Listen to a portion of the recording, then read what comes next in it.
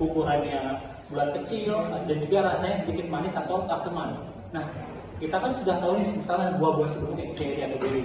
Nah, setelah kita mencoba ya kita kayak berasumsi langsung, oh ini buahnya kayak cherry deh, atau nggak sejenis berry. Nah, kurang lebih seperti itu tuh backgroundnya. Nah, sama halnya dengan AI ini, komputer perlu memiliki metode untuk menentukan kategori suatu data berdasarkan data yang telah diketahui sebelumnya. Oke, next. Oke, definisi. Secara teknis, KNN ini merupakan salah satu algoritma klasifikasi dalam data mining yang memanfaatkan data terdekat untuk melakukan prediksi pada data baru yang belum dikenal. Contohnya, di sini ada Febri, Marta, Salim, tiga orang ini. Nah, kita mengasumsikan bahwa Nabil ini adalah orang baru. Nah, kita kan nggak tahu nih Nabil ini siapa kan. Nah, kita lihat orang terdekatnya. Nabil ini dengan siapa? Misalnya Febri, Marta, Said. Febri dan Marta ini adalah teman kuliahnya, lalu Said adalah teman SMK Nabil misalnya. Nah, saya sebagai orang yang belum mengenal Nabil, ketika melihat orang terdekatnya itu statusnya sebagai apa, mahasiswa atau mungkin berteman sebagai teman SMK, bisa saya fungsikan bahwa Nabil ini merupakan mahasiswa. Kenapa? Karena mayoritas orang terdekatnya yaitu Febri dan Marta adalah mahasiswa. Jadi saya mengasumsikan bahwa Nabil ini mahasiswa nih, bukan teman SMK atau sebagai siswa SMK atau temannya saya. Karena mayoritasnya adalah mahasiswa Febri dan Marta. Selanjutnya masuk ke analogi KNN. Mungkin yang dijelaskan bagian tadi itu sudah termasuk ke analogi KNN. Atau kita kasih contoh lain, misal kita seseorang mau pindah ke daerah atau kota lain. Kita pindah, biasanya kita selalu tanya ke orang-orang sekitar bagaimana tempat tersebut.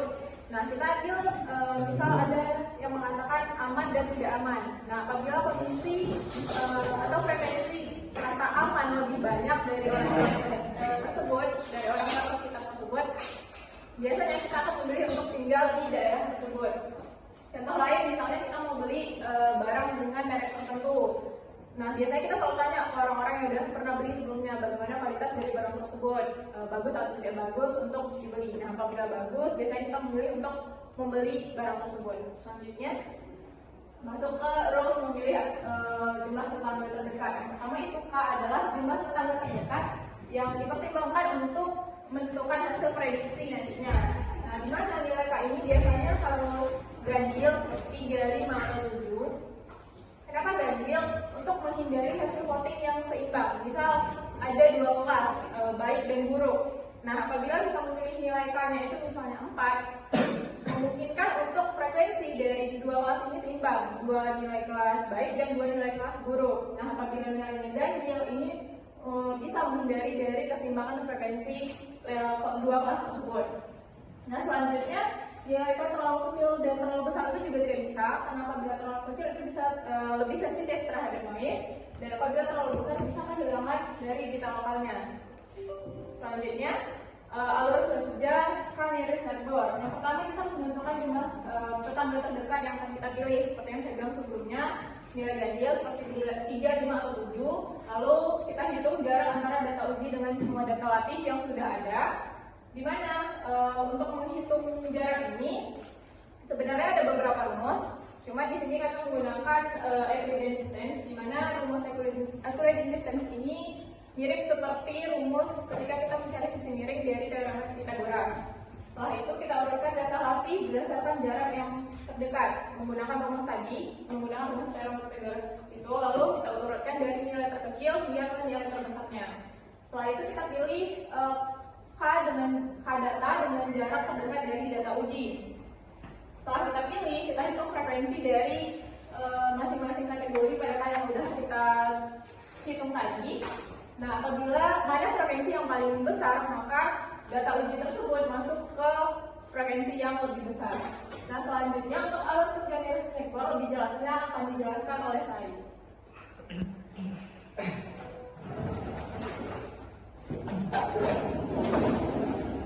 Oke, baik teman-teman semua, kira-kira kelihatan? Yang untuk kelihatan nggak? Kelihatan ya? Oke, baik. Di sini saya akan menjelaskan terlebih dahulu analogi konsep yang jelas dulu kepada teman-teman agar pahami dari K tersebut dan KNN tersebut sebelum masuk ke perhitungan rumus dan cara mencari KN tersebut.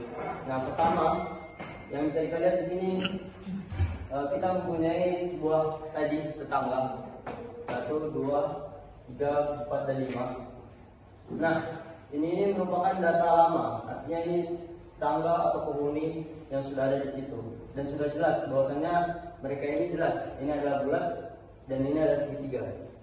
Lalu kita lihat bahwasanya ada orang baru, ibarat data baru yang baru masuk. Dia belum tahu nih, dia ini termasuk golongan bulat atau golongan dari segitiga tersebut.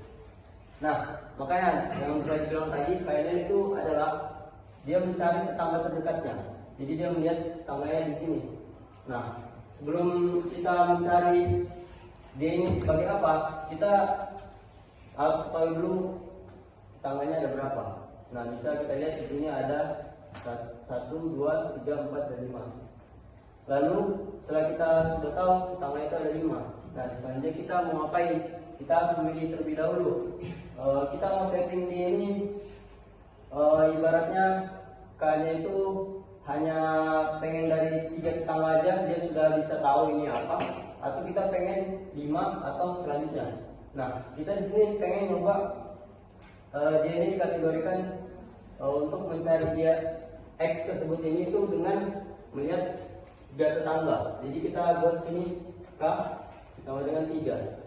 Otomatis X ini yang dibulatin adalah dari 3 tersebut. Nah, sudah jelas bahwasanya X ini masuk ke mana? Bulat. Dan jelas. Jadi X ini adalah K tersebut itu mengikuti dari mayoritas yang sesuai dengan kedekatan dari X tersebut. Sudah jelas? K sama 3 berarti X itu adalah bulat. Nah, begitu juga jika kita mau men-setting K ini sama dengan 5, otomatis bulatnya lebih besar dan bisa kita lihat jadi X ini lebih masuk ke mana? Segitiga. Jadi otomatis X adalah segitiga. Seperti itulah analogi untuk singkatnya dari KNN. Oke, selanjutnya ini. Oke, kalau teman-teman sudah memahami, kita bisa lihat. Kita bisa lihat di sini. Kita punya contoh soal di mana diketahui sebuah dataset yang menggambarkan kualitas kertas tisu baik atau jelek, di mana berdasarkan dua input yang pertama daya tahan terhadap asam sebagai variabel input X detik dan kekuatan kertas sebagai variabel input Y meter per kilogram, baru serta variabel output berupa label seperti kalau berikut. Jadi bisa kita lihat ini adalah data lama atau data yang latih kita nantinya. Yang pertama ada input X 8, input Y 4, maka dikategorikan baik. Seperti juga dengan yang lain seperti ini. Lalu selanjutnya, nah, oke, kita ke sebelumnya juga.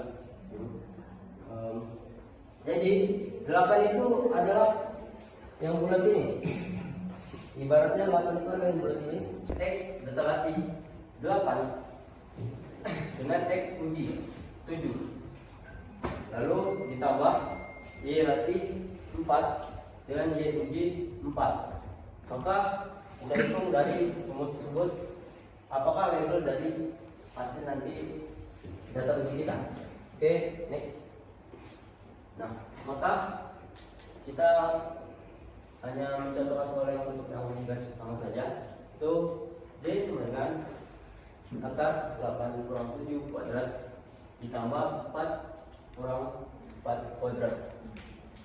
Oke, maka hasilnya D sama dengan akar 2 dan plus 0 kuadrat. Dan D akar 1 sama 0 dan D akar 1 dan D hasilnya adalah 1. Oke, seperti inilah bentuk kita menghitung dari data latih ke data uji yang bakal kita cari. Oke, next. Sehingga semua yang kita dapat itu sudah kelihatan. hitungan jaraknya kelihatan.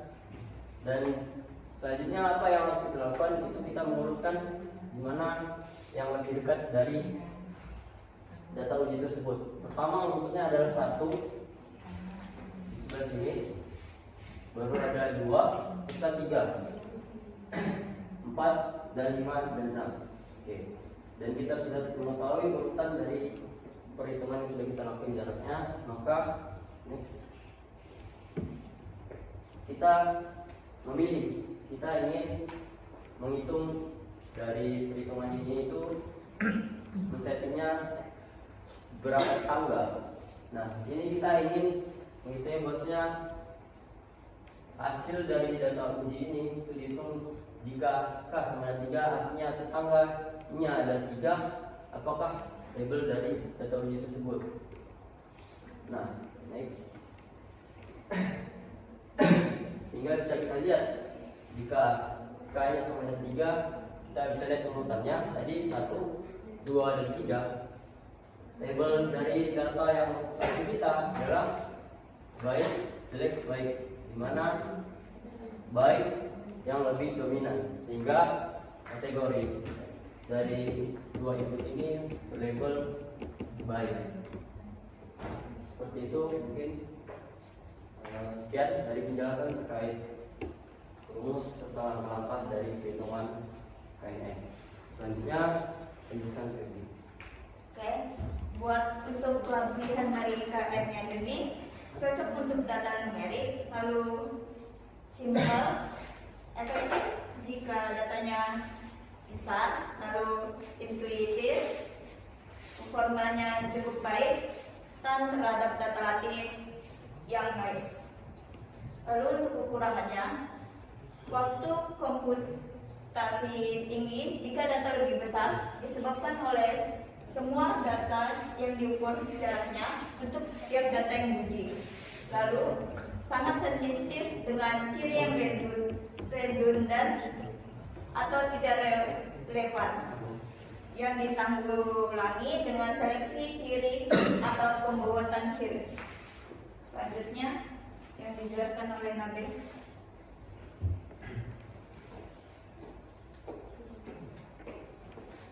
Guys, selanjutnya itu demonstrasi sama dengan Nabil.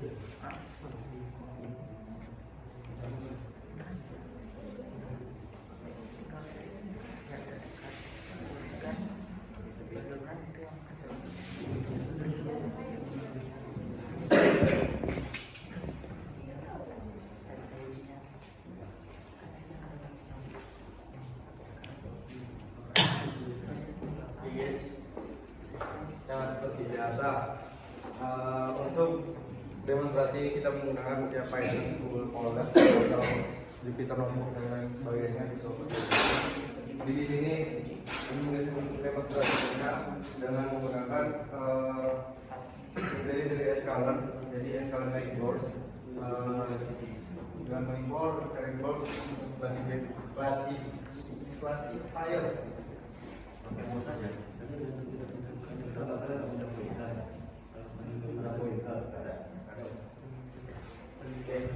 Nah, selanjutnya ini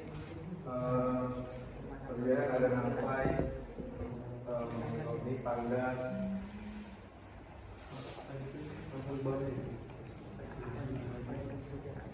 Nah, selanjutnya biasa kita pasti harus punya dataset terlebih dahulu. Jadi dataset yang menggunakan ini formatnya Excel dengan Excel 4 kolom table, dan outputnya bisa dapat dilihat seperti di layar. Nah, selanjutnya oke, dataset ada ini dataset kelas, karena kolom yang dataset kami buatkan itu kolom kelas bukan kolom label, jadi ada sedikit keliru di bagian output paling akhir. Jadi output paling akhir itu ada 2 jadinya, artinya dataset kelas PD factorize dataset kelas. Jadi merubah kelas-kelas tersebut. Jadi kami memiliki 3 kelas, samping, atas, dan depan. Dan itu barisnya terdapat 2316 dengan 4 kolom harusnya. Lanjut. Nah, lalu di sini kami misalkannya. Jadi tadi yang sebelumnya juga itu kelas yang udah kami buat atas, samping, atas, depan itu diubah menjadi angka karena kan lebih dideteksi oleh angka. Lalu memisahkan variabel x dan y. X itu ya x, y, z dari dataset dan y itu label yang ada. Lalu variabel data test. Jadi data test ini 7:3. Jadi yang dites itu ada 30%. Jadi ya tesnya itu berjumlah 665. Nah, trend model. Jadi trend model dari KNN ini itu karena tadi rulesnya harus ganjil itu, jadi kami simulasikan dengan demonstrasikan dengan K-nya 3. Lalu hasil trend itu di trend model dan menjadi hasil trend. Lalu setelah itu kami mendapatkan akurasi skor dari dataset yang kami miliki itu 1 atau 100%, dan juga condition matrix-nya itu prediksi data test dengan aktual tes data test itu tidak terkelompokkan dengan baik.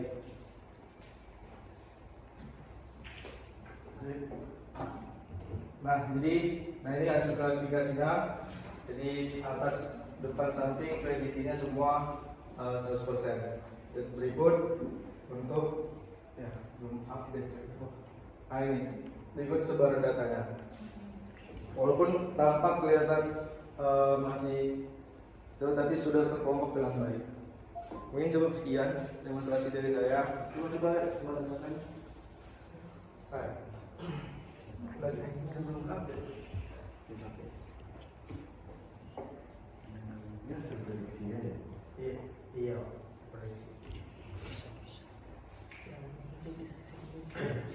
Kurva LC apa? Kurva LC. Belum.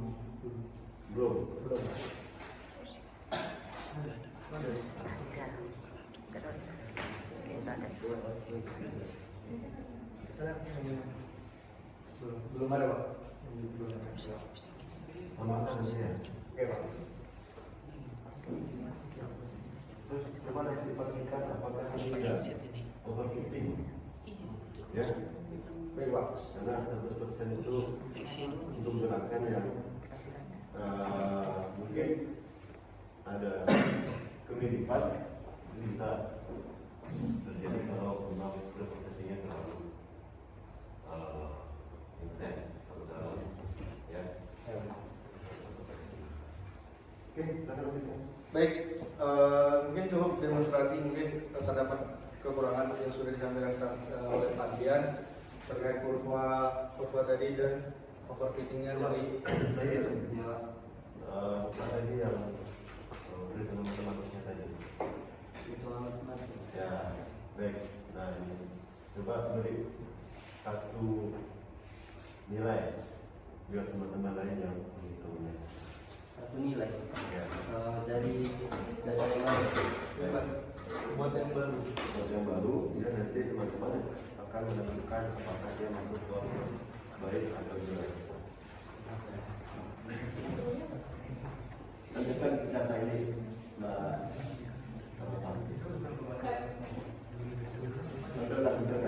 Sorry. Bukan tadi yang lagi itu kayak ini. Ya, silakan.